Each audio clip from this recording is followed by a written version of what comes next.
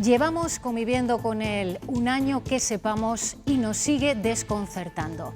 Por ejemplo, se desconoce el origen del 80% de los contagios en Burgos, pero por otro lado vemos que otros territorios antes críticos como Madrid empiezan a controlar al virus.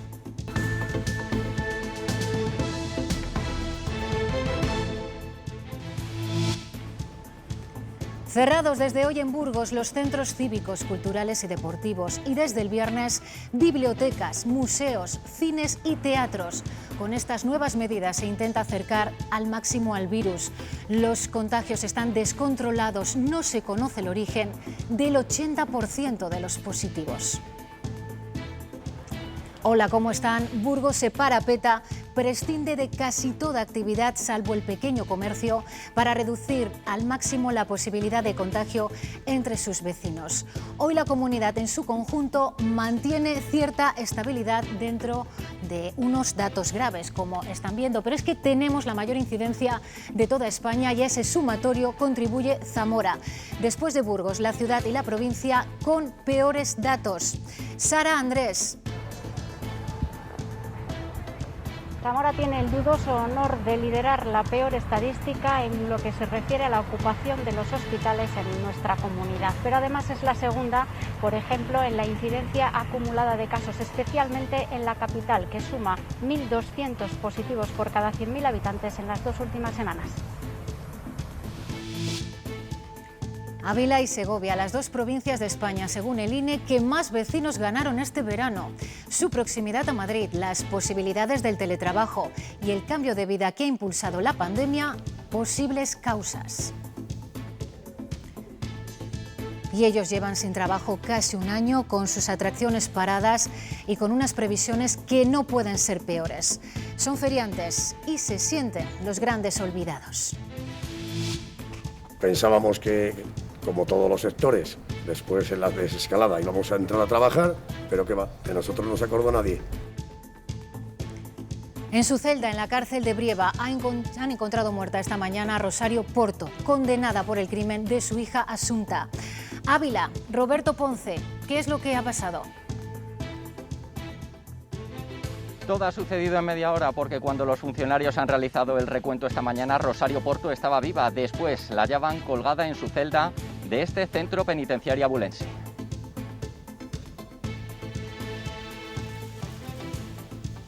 Hoy las temperaturas subirán un poco y serán casi primaverales, pero a partir de mañana vuelve el frío. Francisco. Así es, Alejandra. Las nieblas se han levantado mucho antes, por lo tanto no hemos tenido una mañana tan gris. Se han ido deshaciendo, cielos cada vez más despejados, por lo que hemos sumado horas de luz y por eso vamos a subir esta tarde hasta los 20 grados.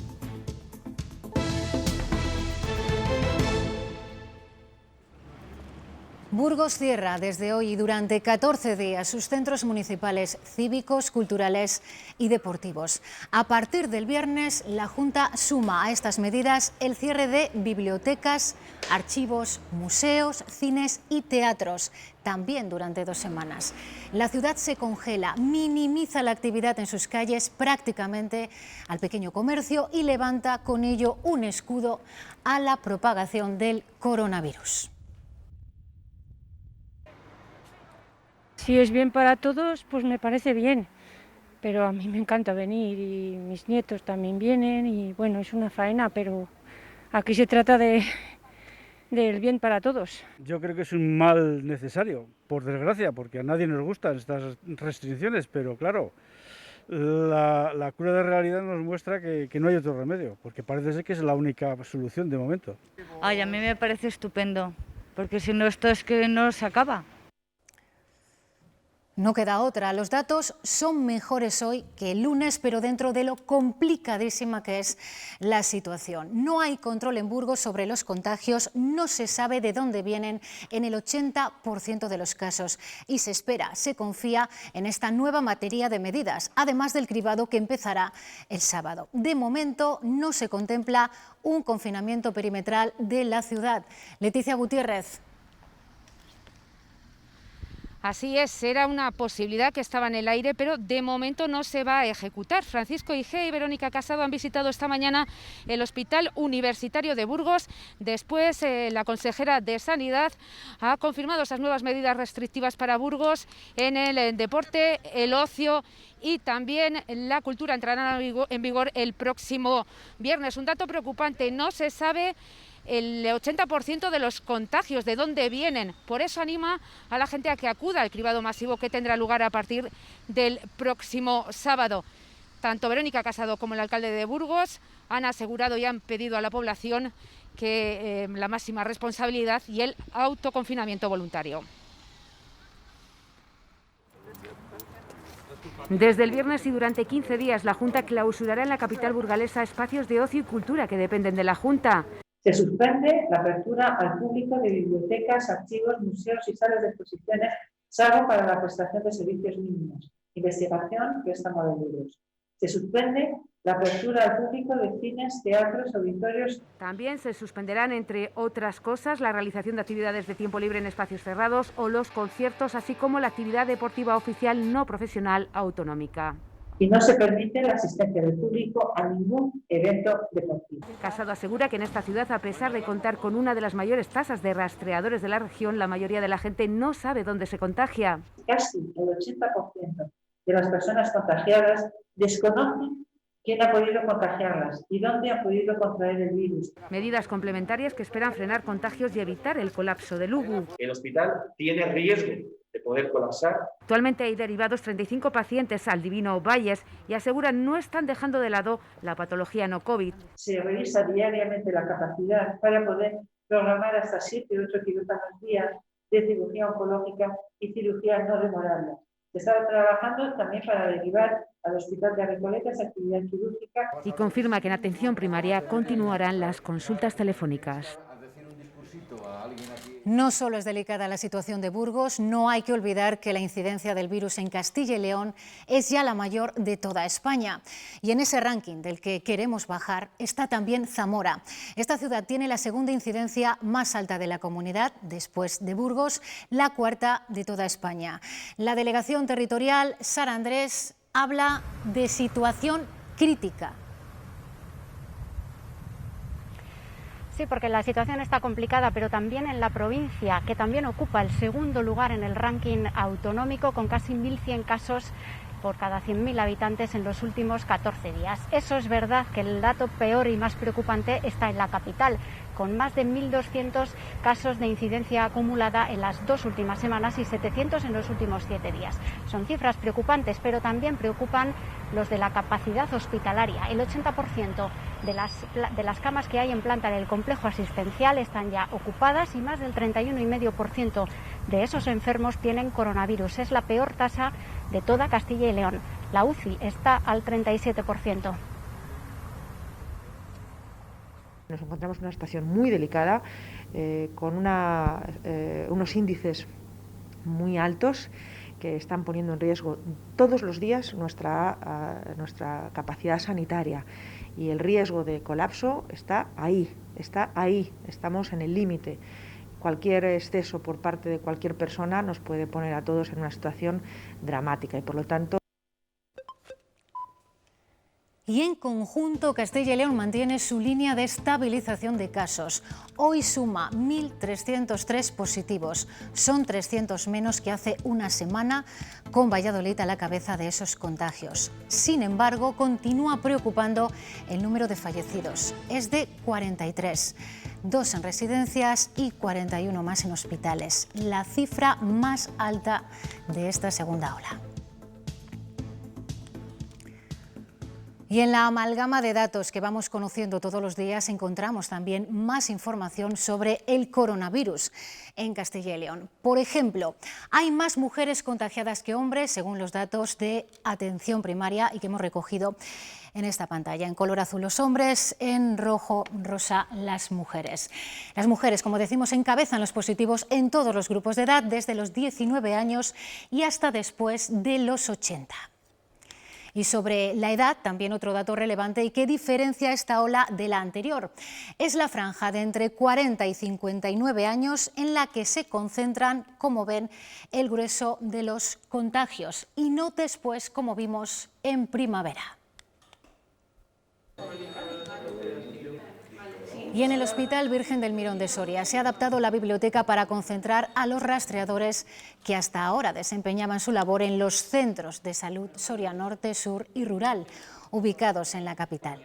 Se pretende mejorar así la efectividad y la comunicación de un colectivo integrado por 14 personas, fundamentalmente son enfermeros y fisioterapeutas. Esta nueva ubicación funciona desde el pasado lunes. Es su madre, es Verónica. Y también se ha detectado un brote en el municipio vallesoletano de Cigales. Está localizado en el convento de las Clarisas. Allí viven 38 monjas, de las cuales 30 están contagiadas. Una de ellas ha fallecido.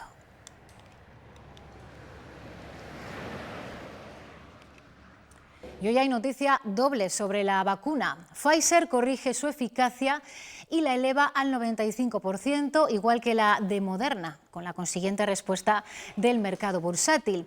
La otra noticia es sobre otra vacuna que va por detrás de estas dos, pero que afecta a España. Es la de Johnson & Johnson. La Agencia Española del Medicamento la ha autorizado para que comience la fase 3 del ensayo clínico. Es la primera prueba de este tipo que se autoriza en España y se llevará a cabo en 9 hospitales de Madrid, Cataluña y Navarra. Aún no se ha concretado su fecha de inicio. Sí sabemos que la vacuna está compuesta por 2 dosis que se probará simultáneamente en otros 8 países, además del nuestro, para medir su eficacia en unos 30.000 voluntarios. Como vemos, diversos laboratorios aceleran hacia la vacuna, aunque no todo el mundo está dispuesto a ponérsela rápidamente. Según el CSIS, algo menos del 37% quiere que se la inoculen de forma inmediata, frente al 47% que responde que no. Se desprende de un barómetro en el que el 73% de los encuestados son partidarios de que se apliquen restricciones más duras para frenar la pandemia y casi 9 de cada 10 cree que es urgente reformar la sanidad.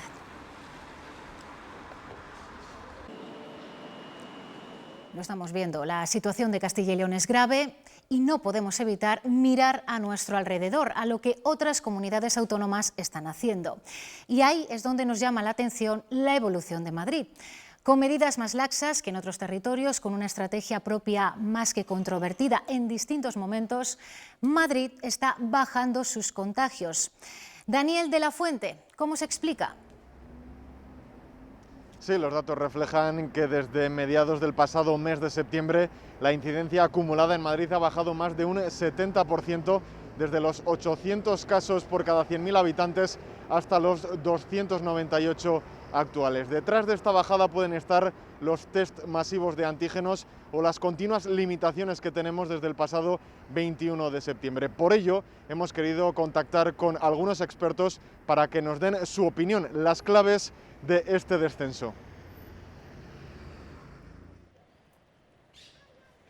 Madrid ha pasado de ser una de las comunidades con mayor incidencia del virus a bajar sus datos más de un 70% desde mediados de septiembre. Probablemente la inmunidad de grupo se haya incrementado enormemente y esto es una barrera de contención. La compra masiva de test de antígenos por parte de la Comunidad de Madrid es una de las razones que pueden explicar este notable descenso, aunque los expertos advierten de que esto puede tener trampa. Van a dar casi todo negativo y muchos de esos negativos serán a lo mejor asintomáticos con una carga por debajo de la sensibilidad. En esta misma línea señalan que también puede influir el menor número de pruebas realizadas. El hecho de que también hayan dejado de hacer pruebas a los contactos directos que no sean convivientes, que se hayan dejado de hacer pruebas también, incluso también de seguimiento en algunos colegios. A esto también hay que sumarle que la Comunidad de Madrid lleva con restricciones desde el pasado 21 de septiembre cuando se puso en marcha el modelo de zonas básicas de salud. Parece ser que ha habido un efecto péndulo,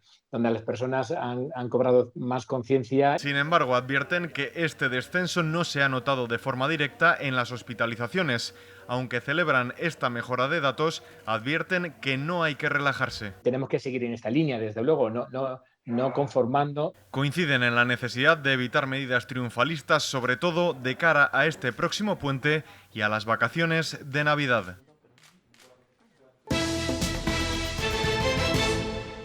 Ya han perdido la temporada de verano, lo que es para ellos como un año de trabajo, y temen que estos meses les espere una larga travesía por el desierto. Amarga la profesión de feriante en tiempos de coronavirus, más aún si cabe por el carácter familiar de muchos de estos negocios. La familia Arribado sigue poniendo a punto sus atracciones. Esperan sacarlas a flote esta Navidad. Temporadas de invierno lo que hacemos es el mantenimiento de los cacharros. Aparcaron sus camiones en 2019 y desde entonces no los han vuelto a arrancar. Tenemos cosas aquí pero paradas porque no podemos, como no hay ingresos, no podemos seguir con ello. Otros no tienen dónde guardar sus remolques, directamente viven en ellos. Pues mira lo que tenemos aquí, este es el negocio nuestro. Tendrían que sonar las bocinas, pero este año los peluches siguen en sus bolsas. Un amigo un día te deja algo, aquí el vecino pues de vez en cuando nos da unos huevos y eso, y malamente. Ya son 12 meses sin encender este parque infantil, pero los gastos siguen llegando. Un camión como este que veis aquí detrás, pues tenemos ahí 700 euros de seguro. En Castilla y León se destinarán 2 millones de euros a feriantes y orquestas, eso sí, con condiciones. Porque ese dinero que te dan es para pagar autónomos. ¿Para qué queremos pagar autónomos si no podemos salir? Y los ahorros no duran eternamente. Si vas a la tienda, una barra pan, 2 litros de leche, ya no tienes nada. ¿Y otra vez a esperar a qué? ¿A que te ayude tu padre y tu madre? Insisten en que su labor no supone ningún peligro. Solo tienen que dejarnos instalarlo y demostrar de que somos competentes para llevar toda la higiene y más de la que piden. Ángel sube las lonas de su taquilla para nosotros. No pierde la esperanza de poder hacerlo con el resto de sus barracas esta Navidad.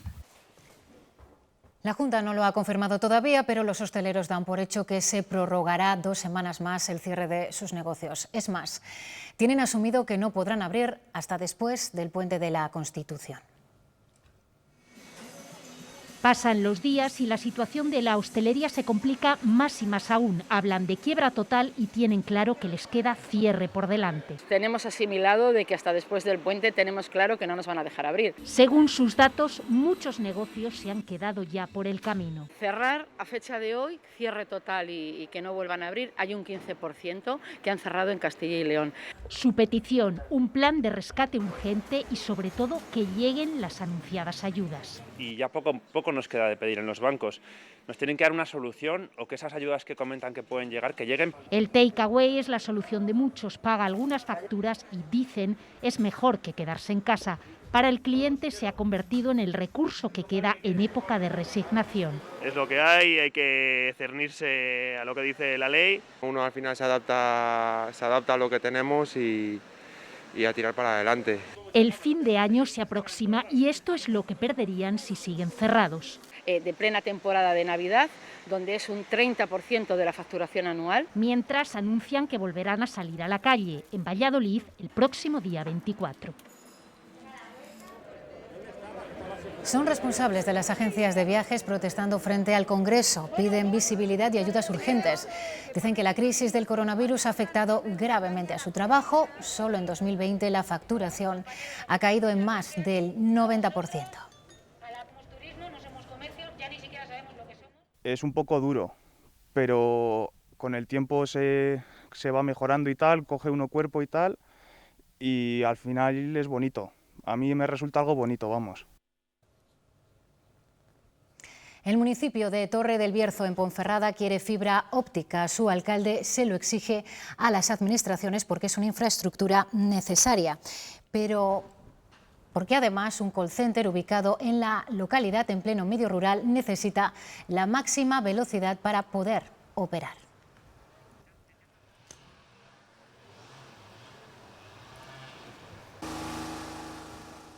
Una buena conexión es fundamental para asentar población, para crear empresas y, por ejemplo, para teletrabajar. Lo estamos viendo en esta coyuntura. Esto último es lo que podría haber provocado el aumento de tráfico de fijo y móvil en Castilla y León desde que empezara la pandemia. El pasado verano sustituimos este tráfico por este otro. La pandemia disparó en Castilla y León, según Telefónica, el tráfico fijo y móvil. La razón podría estar en el teletrabajo. El tráfico en las capitales de provincia bajó y subió en otras localidades más pequeñas. Esto lo interpretamos como que mucha gente se había desplazado a segundas residencias para teletrabajar. A eso hay que sumar el turismo, con nuestra comunidad como uno de los destinos de este atípico verano. Segovia o Soria figuran entre las provincias de España donde más ha crecido el tráfico en el mes de agosto con respecto a agosto de 2019. Desde el inicio de la pandemia, la compañía ha llevado fibra a más de 100 localidades de la región, especialmente en municipios pequeños. Otras empresas de telecomunicaciones como Telfi han comprobado cómo ha aumentado el número de peticiones de conexión a Internet. Remodelamos también la página web para poder ofrecer a que la gente nos solicitara a través de la web una conexión, lo que facilitó pues que no tuvieran por qué hacer un desplazamiento. Desde entonces ya no nos es extraño comunicarnos a través de plataformas que han desterrado la típica llamada de teléfono. Hicimos la posibilidad de programas a través de Zoom en los que la gente podía interactuar, una nueva modalidad de televisión interactiva. La buena respuesta de la red ante el crecimiento de la demanda ha sido clave. Escuchábamos antes a Miguel. Encontró trabajo como resinero en el pueblo donde había pasado el confinamiento y allí finalmente decidió echar raíces. Es Tardel-Cuende, en la provincia de Soria. A sus 20 años, Miguel nunca había tenido trabajo estable y la pandemia del COVID le dejó atrapado en el pueblo de su pareja, Tardel-Cuende. El alcalde de la localidad, Ricardo, fue quien se fijó entonces en él. Ricardo me ha ido enseñando cómo funciona el tema, cómo se saca la resina y poco a poco. Como él, 23 profesionales se dedican a este oficio en este municipio, una cifra que se ha mantenido respecto a la campaña anterior. En el caso de Miguel, el ayuntamiento se encargó de su contratación y formación. Ahora estoy dando una pica en blanco, que consiste en dar la última pica, la última herida en el árbol, sin echarle una pasta estimulante que llevan para que la pasta no suba hacia arriba y no se queme el pino. Así para la siguiente campaña, pues el pino va a rendir bien. Tiene a su cargo 5.100 pinos y los beneficios en este primer año serán escasos, pero de cara a la próxima campaña podrían aumentar en un 20%. A pesar de factores como la caída de su precio, este joven ve el oficio de la resina como una posibilidad de futuro. Alguien que necesite trabajo, si aprende y aprende bien, yo creo que puede sacar un buen beneficio de este trabajo. De los pinares de Tardel-Cuende se prevé que se obtenga casi la mitad de toda la producción de la provincia este año, cerca de 500.000 kilos de esta materia prima. Rosario Porto, la madre de la niña Asunta Basterra, ha aparecido muerta esta mañana en su celda de la cárcel de Brieva, en Ávila. Cumplía condena por el crimen de su hija y había intentado lesionarse en anteriores ocasiones. Ávila, Roberto Ponce, danos más datos. A las 8:15 de la mañana, cuando los funcionarios han realizado el recuento, la reclusa estaba viva en su celda, un espacio en el que solo estaba ella. Media hora después, cuando han abierto para que fuera a desayunar, la han hallado colgada de un cinturón de tela atado a la ventana. No era la primera vez que Rosario Porto intentaba al menos autolesionarse, por eso se le habían aplicado protocolos antisuicidio en las cárceles gallegas de Alhama y Teixeiro, algo que no sucedía desde marzo, desde el 10 de marzo, cuando fue trasladada a este centro penitenciario de Brieva. Aquí hablan de ella como una mujer reservada, que leía constantemente y que solo se relacionaba con una presa. Recordar que Rosario Porto ya había cumplido 7 de los 18 años de condena por el asesinato de su hija adoptiva, Asunta, en el año 2013.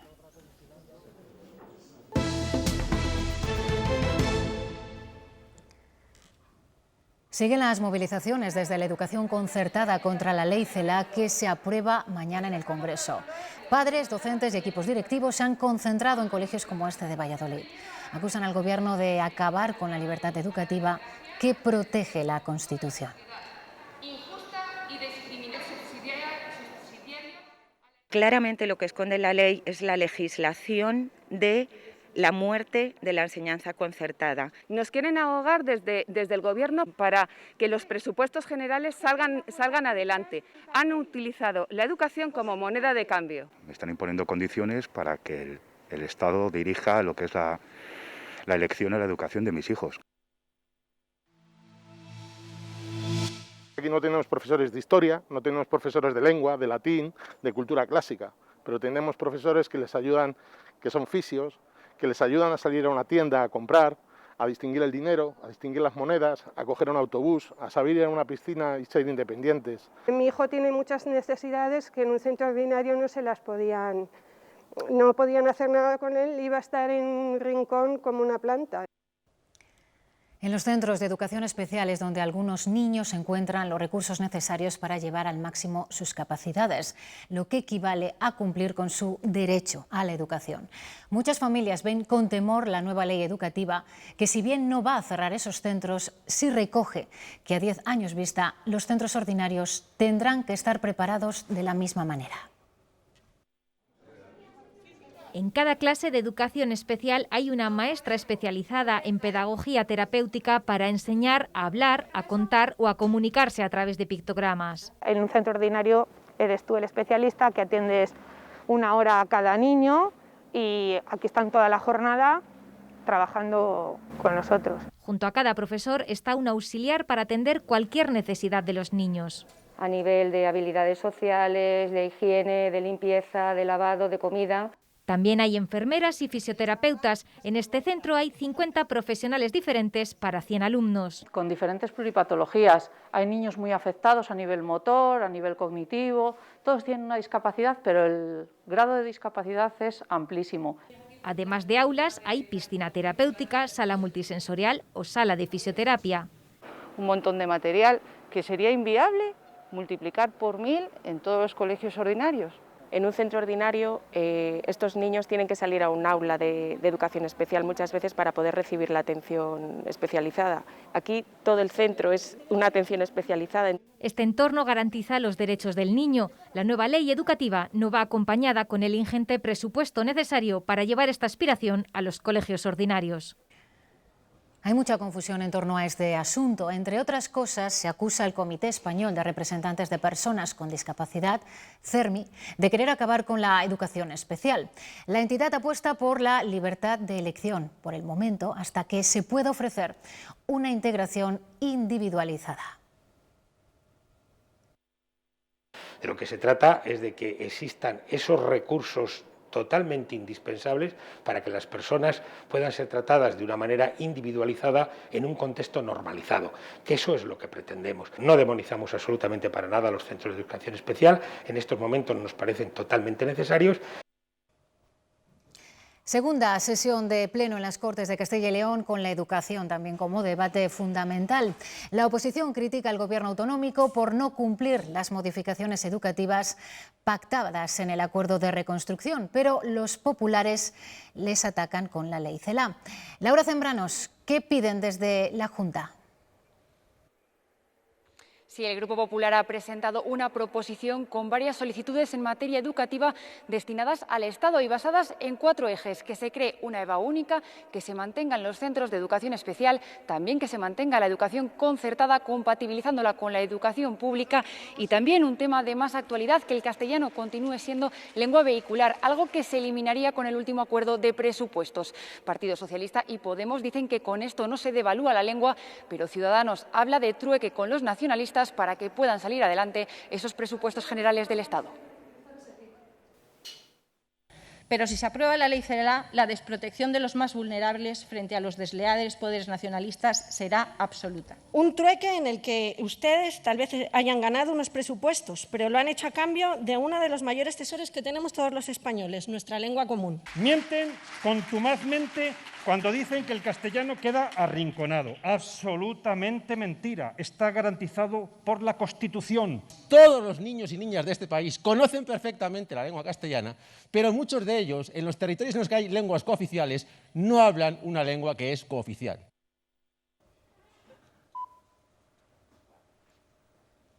Demagogo le llamaba anoche por Twitter el vicepresidente Egea Luis Tudanca. Era su respuesta a un tuit de la tarde del líder del PSOE sobre lo que prácticamente al mismo tiempo estaba pasando en el Pleno de forma casi simultánea. El enfrentamiento político se vivía en el hemiciclo y también en las redes sociales. La fiebre tuitera se extiende con fuerza entre los políticos de la comunidad y para muchos esta red social es ya su arma clave para intentar ganar votos. Estén a favor o en contra, lo importante es sumar seguidores. Tuitear, seguidor, hashtag, me gusta, son palabras que conocen muy bien nuestros políticos tuiteros y si están en Twitter... No es solamente para comunicar, sino para conseguir que voten por ellos. Y para lograrlo lo primero es tener seguidores, partidarios o detractores, lo importante es sumarlos. Y aquí, con diferencia, Pablo Fernández es el líder político de la comunidad más seguido. El político para hacer una gestión eficaz de las redes sociales tiene que ser proactivo. Y en eso el vicepresidente de la Junta, entre tweets propios y retweets, por ejemplo, del 15 de octubre al 15 de noviembre, encabeza el ranking. Casi 500 mensajes, más de 15 por día, y sin contar respuestas a otros tuiteros. Tienes que ponerte en la piel del votante, es decir, ¿qué quiere escuchar el votante de mí? En el caso de Egea, política y sanidad centran la mayoría de sus tweets, en ocasiones polémicos, como este con más de 100 respuestas. Más institucional suele ser el presidente Mañueco, quien habitualmente no interactúa con otros tuiteros. Tampoco suele participar en debates Tudanca, aunque no evita la provocación en sus críticas a la Junta. Fernández, por su parte, sí es de los que con frecuencia responden sus concurridos tuits. No puede simplemente dedicarse a retuitear. Y el procurador de Vox lo hace mucho. El de la UPL es poco activo en Twitter, mientras que al de Por Ávila ni siquiera le hemos encontrado. Por cierto, que entre nuestros alcaldes, Óscar Puente es el tuitero por excelencia y con más de 43.000 seguidores, el más polémico. Ha mentido a todo el mundo, también a las víctimas. Bildu le hizo presidente, le dio el gobierno de Navarra y ahora le da los presupuestos. Esos pactos le van a perseguir toda su vida. El libro viejo del Partido Popular cuando está en la oposición, ETA, Cataluña, rompemos España. Recuerdo a José Mari Mújica cuando dijo que prefería perder votos a perder el alma. Con quien no podemos dormir los españoles tranquilos es con usted. Ustedes están instalados, señor Casado, en la mentira. Siguen a pies juntillas la estrategia del señor Trump. Le aguardaba Sánchez en el Congreso el reproche sobre Bildu, igual que ayer en el Senado. Y la tensión no baja ni una décima. Es más, Podemos ha contribuido en las últimas horas a que subiera, pero en el seno del Gobierno, tras aliarse con Bildu en una enmienda contra los desahucios. Volvemos al Congreso. En medio de todo esto, el ministro de Justicia anuncia una reforma que ningún ejecutivo ha conseguido tramitar en 20 años. David Aragonés. Sí, se trataría de una nueva ley de enjuiciamiento criminal en la que sean los fiscales los encargados de investigar los delitos y no los jueces de instrucción, como venía ocurriendo hasta ahora. En caso de aprobarse, ni partidos, ni sindicatos, ni organizaciones públicas podrán ser acusación particular en los juicios. Mientras tanto, sigue la tensión en el Gobierno a costa de esa enmienda de la que hablabas a los presupuestos presentada por Podemos junto a Bildu y Esquerra para frenar los desahucios. Iglesias ha defendido esta medida y asegura que luchará contra los enemigos poderosos que tienen su paralización. Sin embargo, para la vicepresidenta económica se trata tan solo de una maniobra de distracción.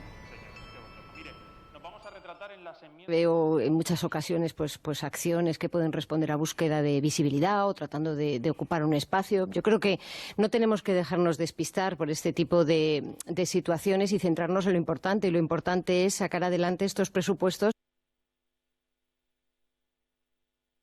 Y tenemos noticia de última hora. Hace unos minutos se ha confirmado que la fiscal general del Estado, Dolores Delgado, ha dado positivo por coronavirus. Se encuentra en su domicilio y presenta síntomas leves. Y además, también hoy desde Europa, aprobado general a los presupuestos de todos los países, pero advertencia a España sobre la elevada deuda, sobre sus riesgos. Esta mañana, como hemos visto antes, hemos conocido el barómetro del CIS, con resultados también para nuestros políticos. Amplía hasta casi 12 puntos la ventaja del PSOE sobre el Partido Popular. Crece también la estimación de voto de Vox y de Ciudadanos y cae ligeramente la de Unidas Podemos.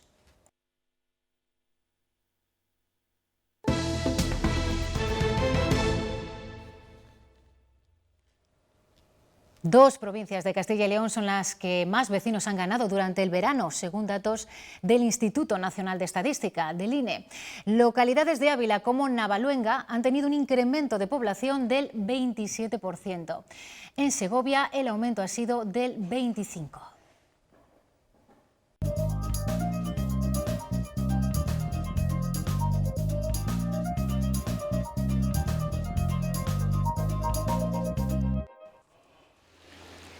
Como decimos, según datos del INE, las localidades de Ávila como Navaluenga han tenido un incremento de población del 27%. En Segovia el aumento ha sido del 25%, una cifra menor que el verano anterior. El teletrabajo y la proximidad con Madrid pueden ser las posibles causas. Tras finalizar el estado de alarma, la movilidad se recuperó poco a poco, pero aún así nos hemos movido menos. Durante el pasado verano los desplazamientos cayeron un 20%.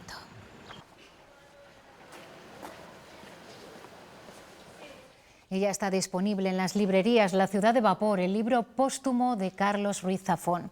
Es la nueva obra del escritor que falleció en Los Ángeles a causa de un cáncer. El autor concibió esta obra como un reconocimiento a sus lectores que le siguieron en la saga del cementerio de los libros olvidados. El escritor en español más leído después de Cervantes vuelve con un libro de relatos pensado para sus fieles lectores. Carlos Ruiz Zafón concibió La ciudad de vapor como un regalo a sus lectores, como una carta de amor a sus lectores, a los lectores que le habían seguido a lo largo de 18 años. La ciudad de vapor desvela episodios pasados de los protagonistas de La sombra del viento y el resto de la saga. Es una nueva oportunidad de pasear a través de los personajes, los escenarios y los motivos de las novelas del cementerio de los libros olvidados. Son 11 relatos, 4 de ellos inéditos, en los que el autor reafirma el universo literario de su obra, que ha sido traducida a más de 50 idiomas. Uno de los proyectos literarios más valiosos de nuestro siglo y que ha sido muy rápidamente reconocido por los lectores, algo que no es tan frecuente. Y esta es la grandeza de Carlos Ruiz Zafón. Un respaldo de los lectores que ya se está traduciendo en ventas. Cuando todavía hay gente que no sabe ni qué ha salido. O sea, eso también la gente va viniendo, lo va viendo y yo creo que va a ser uno de los libros estrella de estas Navidades, sin duda. Solo en esta librería se han vendido 50 libros en 24 horas. La literatura que sobrevive a sus autores. Es todo, ahora llegan los deportes. Más información a las 8:30 y en ciltv.es. Hasta mañana.